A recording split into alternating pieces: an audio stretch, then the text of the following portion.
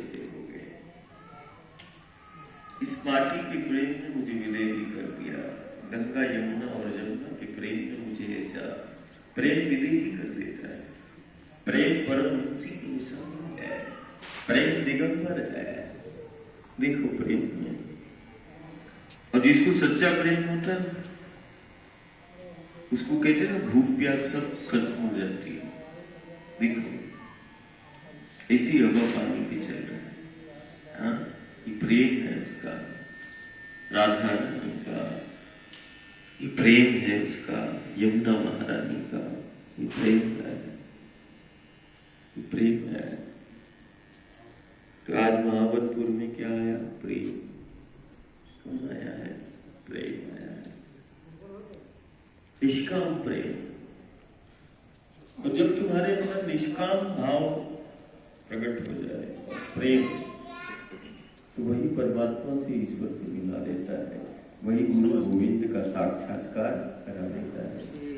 न जाने महाबतपुर में क्या ऐसी बात है कि देखो बिन बुलाए भी चले आते हैं। कल भी आए थे गुरु बिन बुलाए, आज भी बिन बुलाए भी आ गए। कल भी ऐसे अचानक बैठना हो गया, आज भी अचानक है। कल भी ऐसे गांव ने पूछा कौन आया, आज भी यही प्रश्न वही है, कौन आया। इतिहास साक्षी है।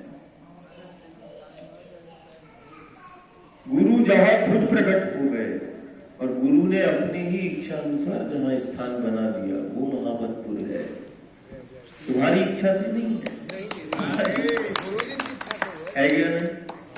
यही सत्य है ना?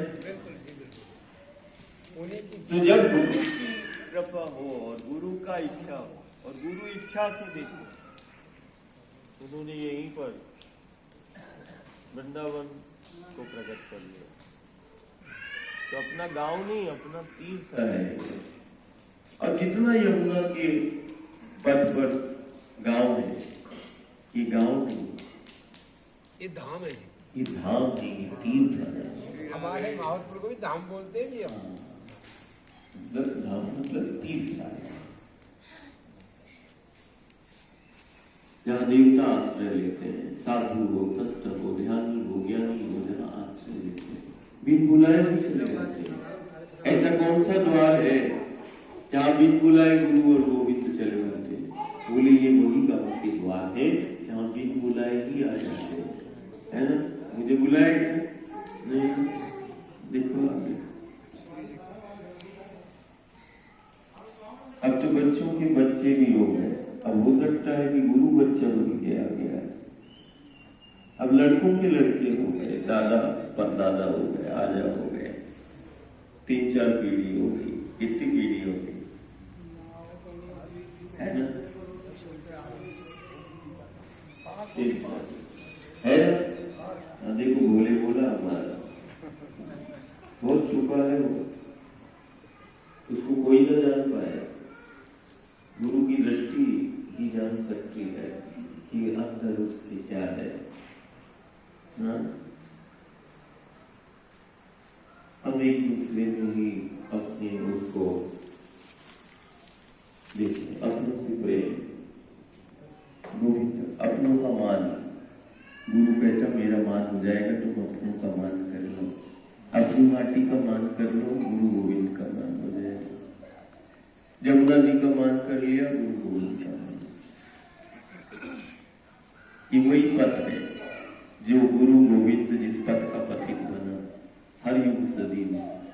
कोई ऐसी सदी नहीं, कोई ऐसा युग नहीं, कि वही पथ है जिस पथ पर गुरु और गोविंद चला। ये वही पथ है जो इस पथ का पथिक बन जाए। और जो जो बना है उसके जीवन को दिशा तो मिली ही है। जो चला है उसके जीवन को दिशा मिली, और जो चला है ऐसा हो नहीं सकता कि उसको नारायण न मिला हो। नारायण भी मिला, जीवन तो मिला ही है, लेकिन भगवान परमात्मा भी मिला जो यमुना के पथ का पथिक बन जाए। ये वही पथ है जो परमात्मा से मिला देता है। ये वही पथ है, ये वही पथ है जो हमें जीवन देता है। और ये वही पथ है जो जीना भी सिखाता है। तो देखो यमुना महारानी के इस पथ को कि जीवन तो दे ही रही है, साथ में जीना भी सिखा रही है, और साथ में हमारे गांव को आत्मनिर्भर भी बना रही है। जीवन भी दिया, जीना भी सिखाया और आत्मनिर्भर भी बनाया, और साथ में गुरु गोविंद से भी मिलाया। अब बताओ दुनिया में ऐसा कौन सा पथ है जो जीवन भी दे, जीना भी सिखाए, आत्मनिर्भर भी बनाए और परमात्मा और भगवान से ही मिलाए? यही है वो यमुना के, गंगा के, गोदावरी, कावेरी, नर्मदा के पथ।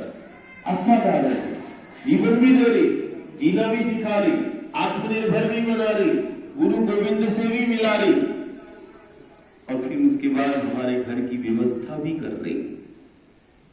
व्यवस्था भी उसके सुपुर्द, विकास भी उसके सुपुर्द, सब कुछ। देखो हर युग सदी में लीला इन्हीं पथ पर होती है। ये गुरु गोविंद की लीला का पथ है, जहां लीला करते करते उसने जीना सिखा दिया, जहां खेलते खेलते चलना सिखा दिया। ये वही पथ है। कभी हम